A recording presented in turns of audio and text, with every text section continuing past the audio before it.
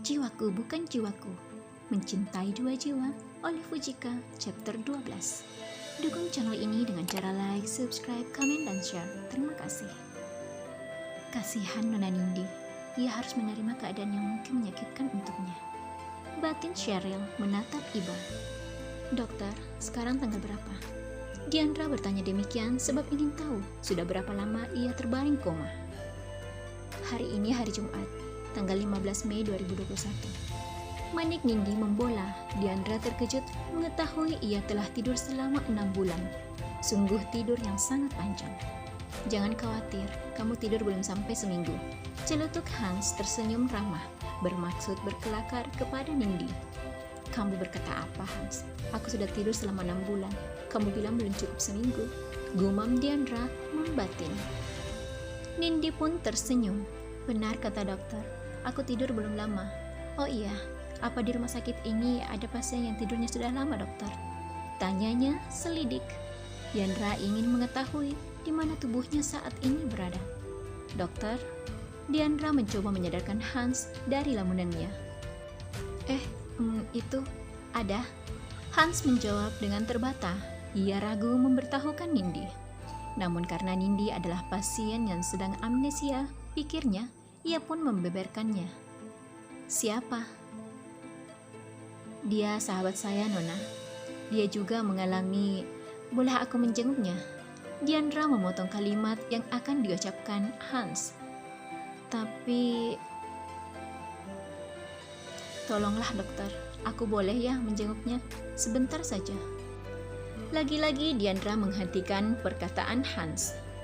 Hans yang tadinya ingin menolak, terpaksa urung. Ia tidak tega terhadap gadis kecil itu. Ditambah lagi, Diandra sengaja memasang wajah imut yang memelas kepada Hans, membuat Hans tanpa berpikir panjang langsung mengiyakan permintaan Diandra. Tapi tidak sekarang, tunggu sampai saya menjadwalkan Nona mengunjungi pasien lain. Terima kasih dokter, ucap Nindi tersenyum manis. Aku merasa aku melihat Diandra pada Nona Nindi. Apa yang kupikirkan? Batin Hans. Tak lama, terdengar pintu terketuk dari luar. Kemudian Agnes menyembulkan diri dari balik pintu. Ia berjalan semakin mendekat ke arah mereka yang ada di ruangan itu. Bagaimana keadaan Nona? Tanyanya ramah. Bukankah dia yang ada di foto itu? Gumam Diandra, mengingat foto yang terkirim ke ponselnya, yang mana saat itu seseorang dengan sengaja mengirim foto Agnes bersama dengan Devian. Foto inilah yang membuat Diandra terbakar cemburu dan menyusul Devian ke rumah sakit untuk membuktikan kebenaran foto tersebut. Dan bukannya bisa membuktikan, ia malah mengalami insiden kecelakaan. Sudah lebih baik, sahut Diandra datar.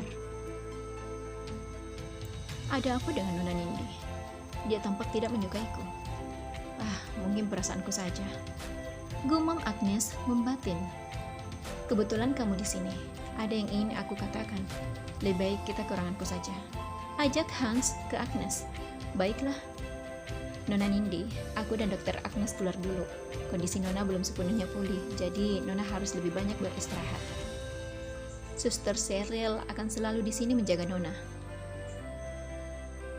Diandra mengangguk sekali dan menatap kepergian Hans dan Agnes. Pukul 2 dini hari, Diandra terjaga dari tidurnya. Ia merasa mendengar sesuatu karena tubuh Nindi yang lemah membuat ia tak dapat bangun untuk mencari tahu. Malam ini, orang-orang suruhan Vicky beraksi untuk menculik Nindi. Mereka pun telah menyusun strategi sedemikian rupa agar misi mereka berhasil. 2 orang di antara mereka masuk ke ruangan Nindi. Diandra yang menyadari kedatangan mereka segera membuka mata. Suster, panggil Diandra pelan, namun suster yang mengenakan masker itu tidak menyahut. Diandra pun melirik jam yang terpasang pada dinding tepat menghadapnya. Tidak biasanya suster Cheryl memberiku obat di jam segini. Lalu siapa suster yang satunya? Apa dia suster Emma? Tapi kenapa suster Emma kelihatan lebih tinggi? Sepertinya ada yang aneh, ucapnya dalam hati. Suster Cheryl. Lagi-lagi suster gadungan itu hanya diam. Diandra memperhatikan setiap gerakan suster tersebut.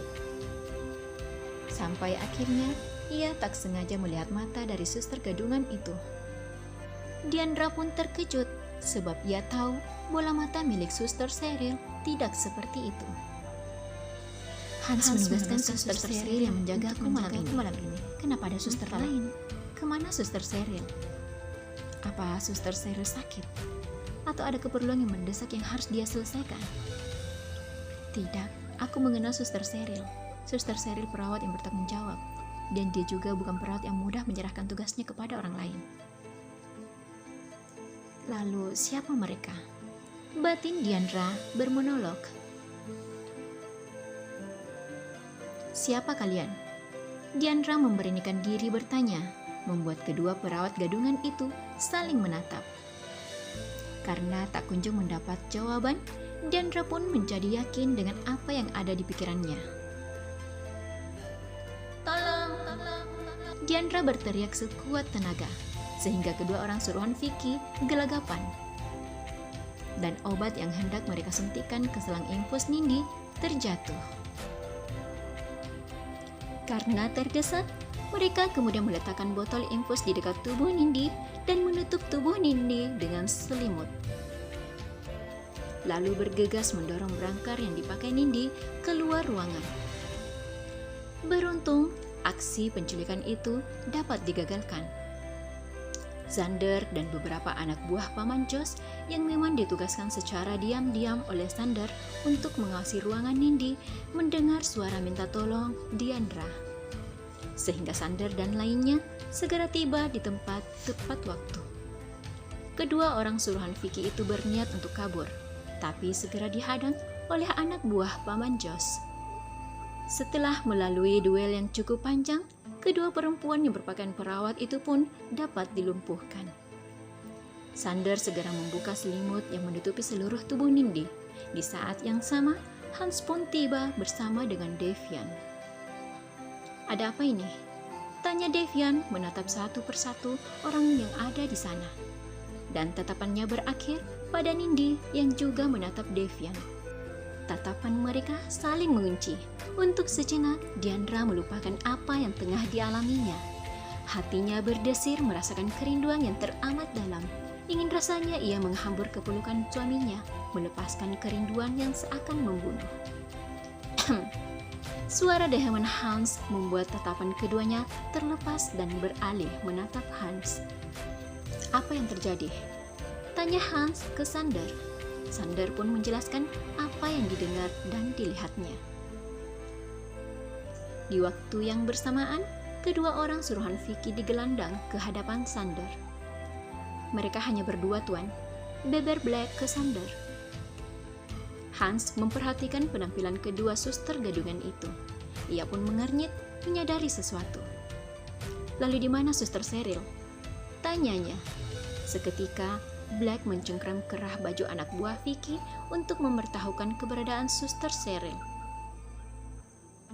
Karena tak mau lagi mendapat pukulan dari Black, salah satu dari mereka pun memberitahukan tempat mereka menyekap suster Cheryl.